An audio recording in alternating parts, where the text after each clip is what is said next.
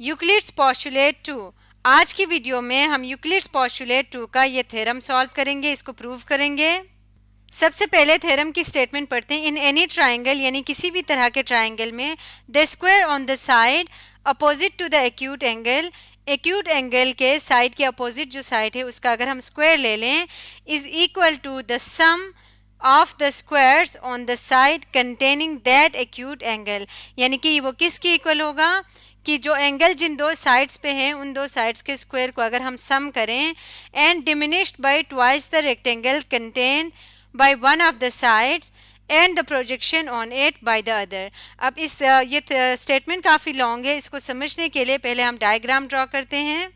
क्योंकि ये किसी भी तरह के ट्राइंगल की बात कर रहे हैं तो हम ये ट्राइंगल ड्रॉ करते हैं और यहाँ पे इसको नाम दे देते हैं ट्राइंगल ए बी सी।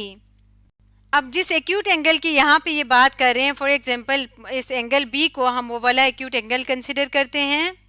और जैसे कि हम जानते हैं ट्राइंगल में जब हम साइड्स को नाम देते हैं तो जहाँ पे वर्टेक्स बी है इसके अपोजिट साइड को हम स्मॉल लेटर बी से नाम दे देते हैं, ए के अपोजिट साइड को ए और सी के अपोजिट साइड को सी नाम दे देते हैं। तो हम ये नाम रख लेते हैं। इसके बाद वर्टेक्स सी से हम एक परपेंडिकुलर ड्रॉप करेंगे इस ट्राइंगल के बेस ए बी के ऊपर, इस तरह से कि वो ए बी के ऊपर बिल्कुल परपेंडिकुलर हो और ए बी को वो पॉइंट डी के ऊपर कट कर रहा हो। तो यहाँ पे हम इसको लिख लेते हैं पॉइंट डी। और ये पूरी जो लेंथ है ये किसकी इक्वल है, ये यहाँ पे मैं दोबारा लिख लेती हूँ, ये पूरी लेंथ सी के इक्वल है। ए बी लाइन सेगमेंट की जो लेंथ है या इस साइड की जो लेंथ है उसको हमने सी नाम दिया हुआ है। ये जो हमने परपेंडिकुलर ड्रॉप किया है इसको हम इसकी लेंथ लिख लेते हैं h, इसकी लेंथ को h कह देते हैं और a से d तक का जो डिस्टेंस है इसको हम x कह देते हैं। ये डिस्टेंस x के इक्वल है। ये परपेंडिकुलर हमने इसलिए ड्रॉप किया है क्योंकि इसको हम राइट एंगल ट्राइंगल बनाना चाहते हैं जिसकी मदद से हम पाइथागोरस थ्योरम को यूज़ करते हुए इसको प्रूव करें। अब हम ट्राइंगल की स्टेटमेंट को दोबारा पढ़ लेते हैं। इन एनी ट्राइंगल, कोई भी ट्राइंगल हमने ले लिया, इसका नाम दे दिया A B C. The square on the side opposite to the acute angle, जो एक्यूट एंगल हमने कहा वो बी है, बी के अपोजिट जो साइड है बी, इसका square is equal to the sum of the square, यानी कि वो ये कह रहे हैं कि अगर मैं बी का स्क्वायर करूं तो ये इक्वल होगा sum of the squares on the side containing the acute angle. Containing the acute angle का मतलब जिन दो साइड्स के ऊपर ये एक्यूट एंगल मौजूद है वो साइड ए और साइड सी है। तो इनके स्क्वायर को अगर हम सम करें यानी कि A square plus B square करें diminished by twice the rectangle contained by one of the sides. Diminished by का मतलब होता है सब्ट्रैक्ट करना, ट्वाइस का मतलब टू के साथ मल्टीप्लाई करना। The rectangle contained by one of the sides, इस बात का सिर्फ ये मतलब है कि ए बी साइड या किसी भी साइड को, यहाँ पे हम ए बी को कंसिडर करते हैं, इस साइड को कंटेन करने वाला अगर हम एक रेक्टेंगल बना लें इस तरह से तो ये रेक्टेंगल किसके ऊपर है, ए बी के ऊपर है। तो इसका मतलब जिस रेक्टेंगल के ऊपर ये ए बी आ रहा है उस ए बी साइड का स्क्वायर, सॉरी उस ए बी साइड को अगर हम मल्टीप्लाई करें, मेजर ए बी यहाँ पे मैं लिख देती हूँ, इसको अगर हम मल्टीप्लाई कर दें and the projection on it by the other, यानी कि दूसरे साइड का प्रोजेक्शन जो ए सी साइड है, प्रोजेक्शन साया को कहते हैं, इसका अगर हम साया ले लें तो ये एग्जैक्टली परपेंडिकुलरी ये वाला पॉइंट बन जाएगा, यहाँ से यहाँ तक ए डी तक का डिस्टेंस इसका साया बन जाएगा। तो वो कह रहे हैं ए बी साइड को ए डी साइड के साथ मल्टीप्लाई करके ट्वाइस करें और उसको इसमें से माइनस करें तो ये किसके इक्वल होगा, ये इक्वल हो जाएगा बी स्क्वायर के।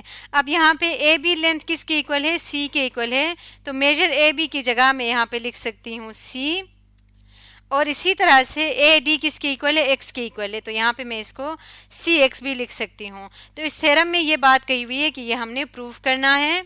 अब इसकी स्टेटमेंट को अच्छी तरह अंडरस्टैंड करने के बाद अब हम इस थ्योरम को गिवन डेटा लिखते हैं।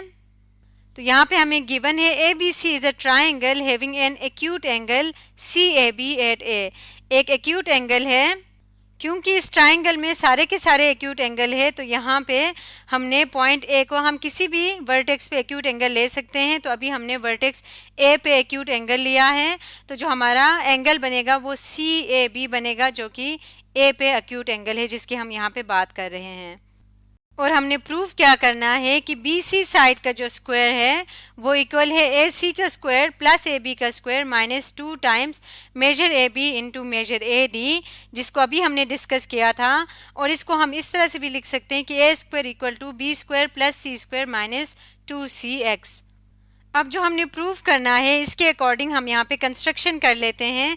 तो कंस्ट्रक्शन क्या है, draw C D perpendicular on A B side के ऊपर हमने परपेंडिकुलर ड्रॉ किया जो कि सी डी है, so that A D is the projection of A C on A B. इस तरह से ड्रॉ किया है कि जो ए डी है वो ए सी का प्रोजेक्शन यानी कि साया होगा। इसके बाद हमने क्या किया, हमने मेजर बी सी को ए, सी ए को बी और ए बी को सी नाम दे दिया, और ए डी को हमने x कहा और सी डी को हमने h यानी कि हाइट का नाम दे दिया। अब इस थ्योरम का प्रॉपर प्रूफ स्टार्ट करने के लिए हम स्टेटमेंट और रीजंस का इस तरह से कॉलम बनाते हैं। सबसे पहली स्टेटमेंट हम लिखते हैं in right angle triangle C D A, जो यहाँ पे हमने right angle triangle C D A construct किया हुआ है उसमें measure angle C D A is 90। जो यहाँ पे एंगल है measure angle C D A ये 90 डिग्री के इक्वल है। ये हमें कैसे पता है, हमने गिवन डेटा की मदद से कंस्ट्रक्ट किया।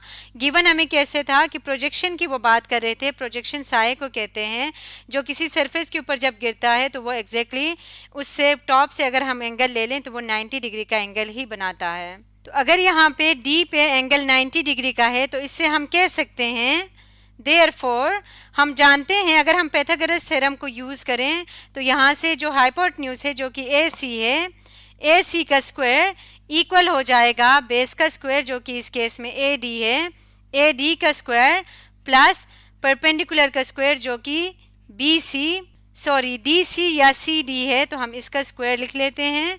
ये हमें कैसे पता है, ये हमें पाइथागोरस थ्योरम से पता है। तो यहाँ रीजंस में हम लिखते हैं पाइथागोरस थ्योरम। अब अगर हम दोबारा से डायग्राम को देखें तो यहाँ पे ए सी किसकी इक्वल है, ए सी हाइपोटेन्यूज है इस ट्राइंगल सी डी ए का, और हाइपोटेन्यूज यहाँ पे बी के इक्वल है।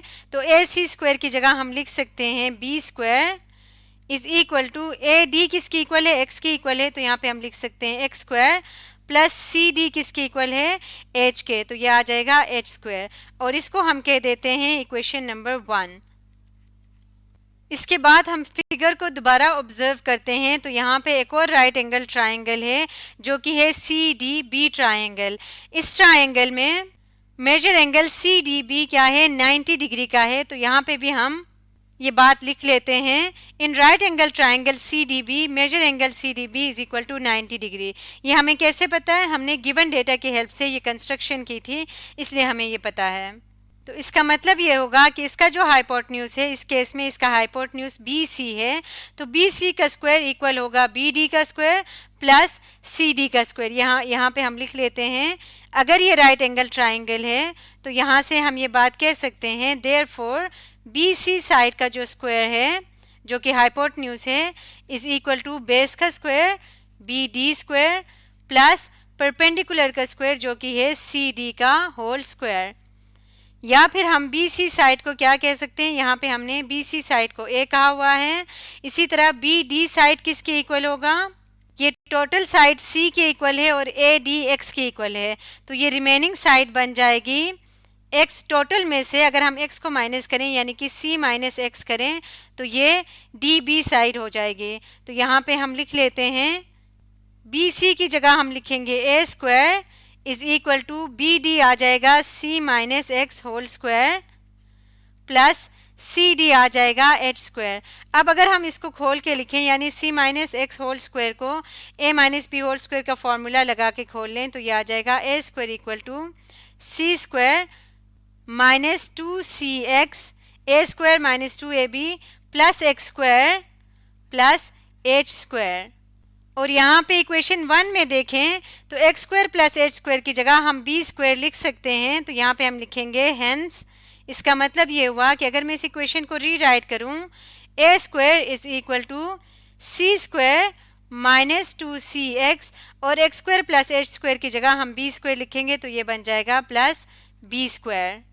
या फिर इसको हम इस तरह से भी लिख सकते हैं, तरतीब से लिखें तो ये बन जाएगा A square is equal to B square plus C square minus 2cx।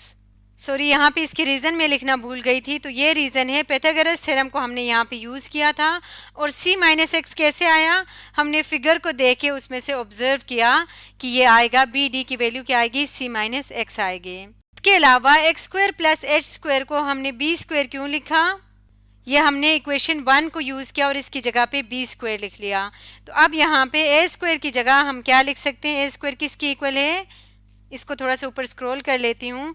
A square equal है बी सी होल स्क्वायर के, बी सी साइड को हमने ए कहा था, तो ये आ जाएगा B C whole square is equal to B square किसकी इक्वल है, अगर हम डायग्राम में देखें तो बी कौन सी साइड है, ए सी साइड है, तो बी स्क्वायर की जगह हम लिख सकते हैं ए सी साइड का whole square plus C square किसकी इक्वल है, अगेन हम डायग्राम में देखते हैं तो सी स्क्वायर होगा ए बी साइड का होल स्क्वायर, तो यहाँ पे लिखेंगे ए बी साइड का होल स्क्वायर माइनस 2cx।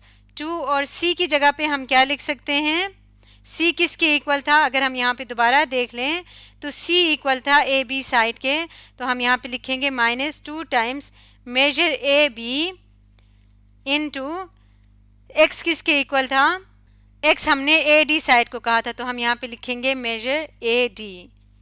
इसको थोड़ा सा नीट करके लिखते हैं, तो B C square equals to A C square plus A B square -2 times measure A B और मेजर ए डी। और यही बात हमने इस थ्योरम में प्रूव करनी थी। तो आज की वीडियो में हमने यूक्लिड्स पोस्टुलेट 2 को प्रूव किया।